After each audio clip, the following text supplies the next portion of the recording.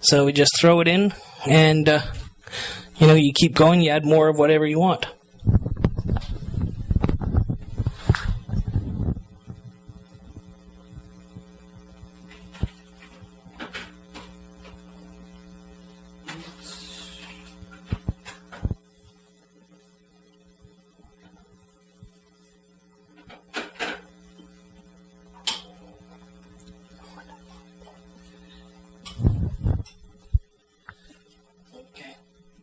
Again, at each step, you want to be mixing in what you've thrown in to try to get it towards the bottom to work it around so that it's well mixed throughout when you put it on the grill, or you could do it in a frying pan, or however you're going to end up making it.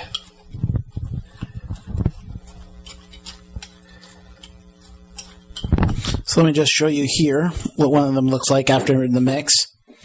As you can see, it's just a big old pile of okonomiyaki. Doesn't really resemble anything, but yeah, I think I can see K-Boy's face in there. Yep, there it is. So, always remember, people, is that when you do cook, remember the prep and clean up afterwards. It makes it a lot easier after the end of the night to enjoy your food.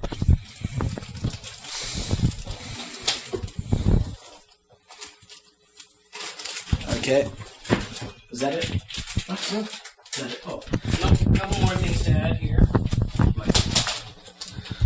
Of course, as I said, my favorite type of okonomiyaki is mochi cheese. So, of course, here I'm going to be trying to cut open the bag of cheese and yet here was City handing me the mic when I've got to try to cut things.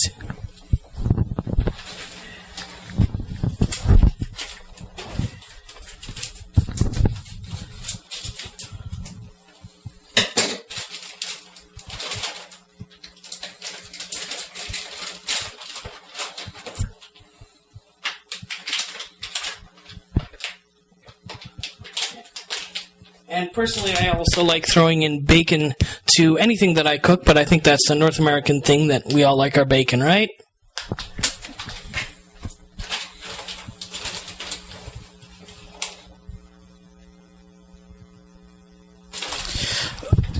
Now, you can use any type of cheese. You don't have to use cheddar. We decided that we like cheddar here.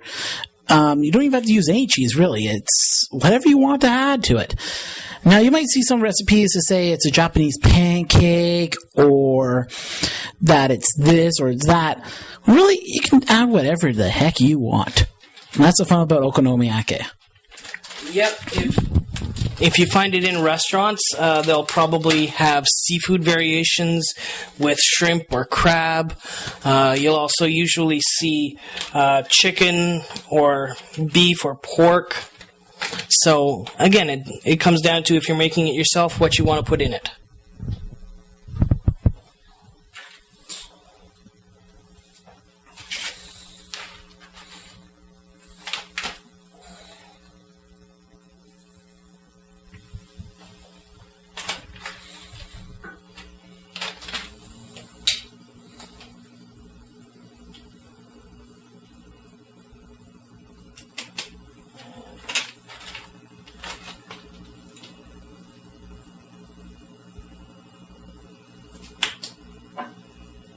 Okay.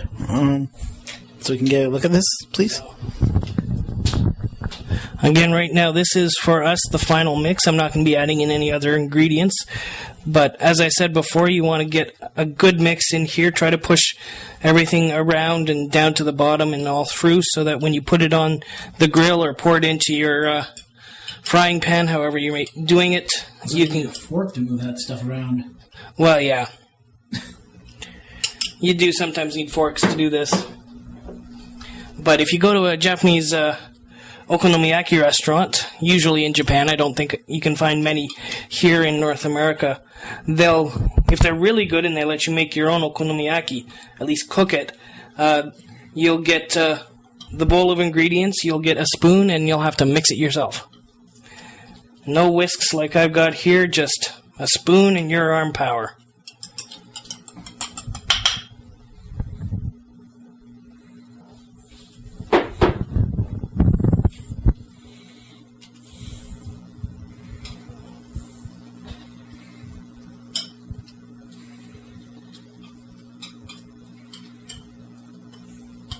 looking at the bowl.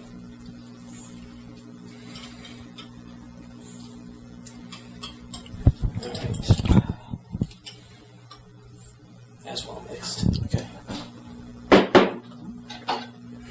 As you can see now, that's the consistency you want to have for the okonomiyaki.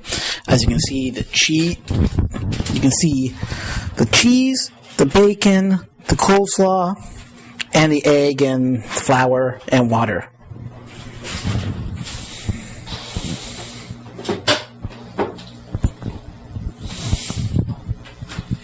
Now, of course, the last two things you need if you're going to have okonomiyaki is the sauce and mayonnaise. Okay? Can't have one without the other. They complete it. But that'll come after they're cooked. You put that on top. And now we need to heat that up. Okay. Like, we don't hear that.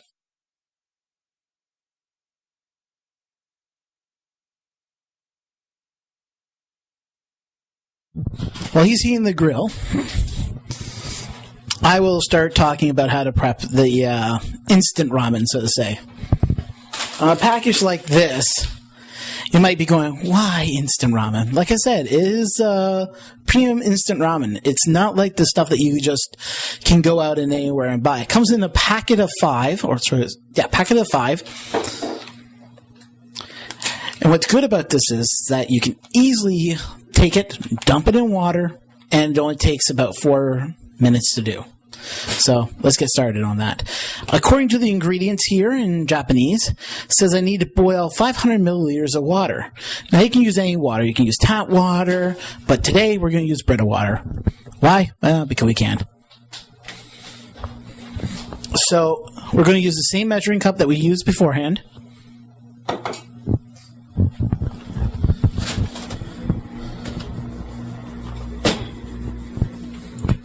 And just like K-Boy's stomach, mine's growling too. So I'm going to look on here, and I'm going to fill it up to 500. Is that okay? Okay, so we're going to fill it up to 500, and we're going to do that now.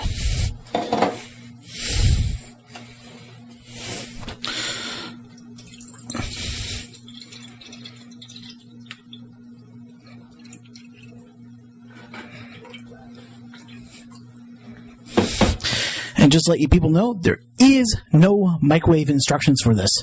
So if you think, oh, I can do this in the microwave, actually you can't. You could always try. Yeah, you could try, but... Because all you need to do is boil water in the microwave. You want to talk about it? Yeah, this one would probably be the better one.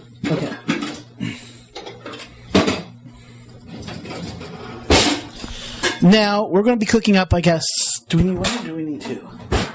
Just do one. Okay. Keith, how are you hungry? Are you hungry? I'm okay. Okay, so we'll just do one then. I'm hungry. That burner too small? Nope, that's fine. That should be perfect. Great. I'm going to go back and All right. I'll put this down.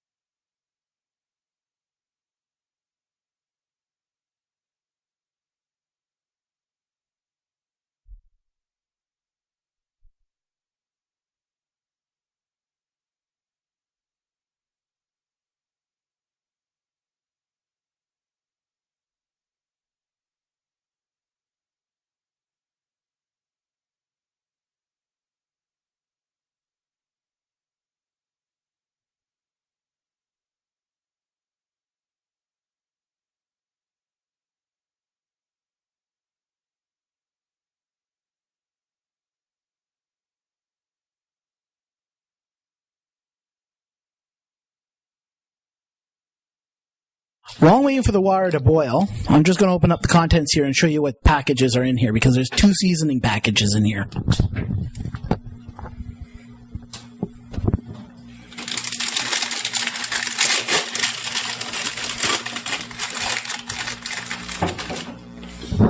So as you can see inside, you can see the noodles and you see the 2 packages right here.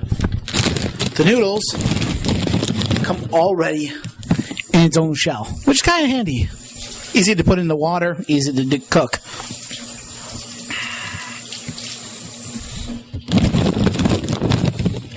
Now, what's really nice about the color coding system on a Japanese package actually tells you what packets are which. Okay.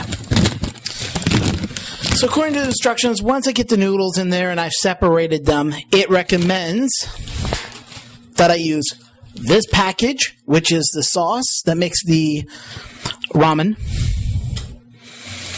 and this is the seasoning powder that I add after the ramen's boiled. So, still waiting for the water to boil, and then I'll show you how we do this.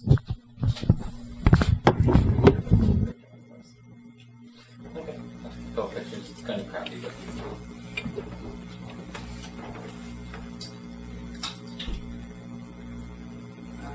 Actually, it's not quite ready yet. This is not sizzling. Oh, here we go. You can get spatulas. Not yet.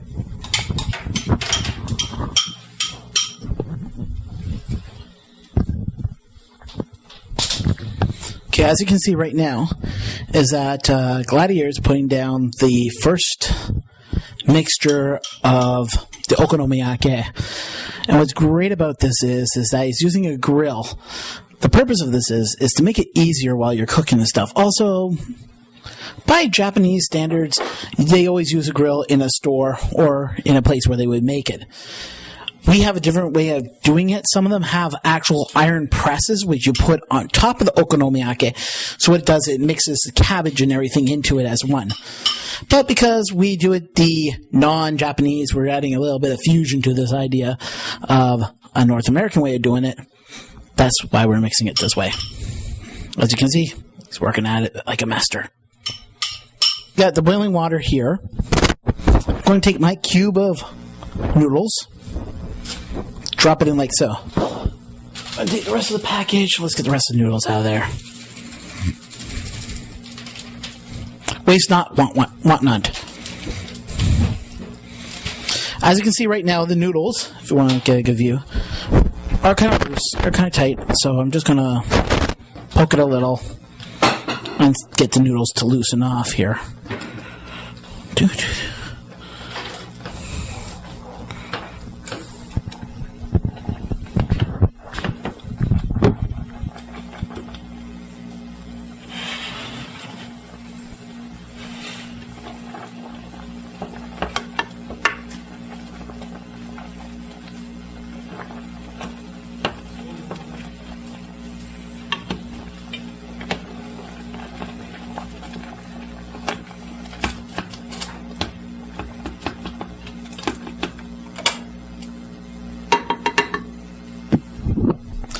Now I'm going to follow the instructions and dump this powder in this mix.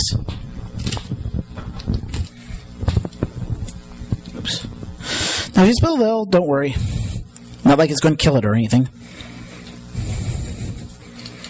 Ooh, that's hot.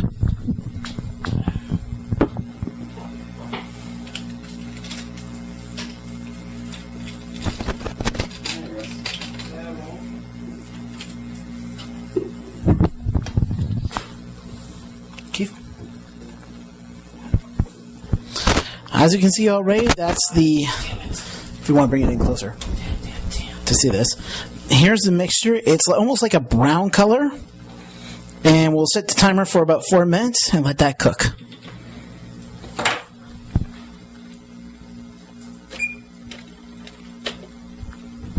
Now it's set, and it should take 4 minutes. Now if you want to come over here, you're going to watch Russell here. He's just going to flip the okonomiyaki to make it available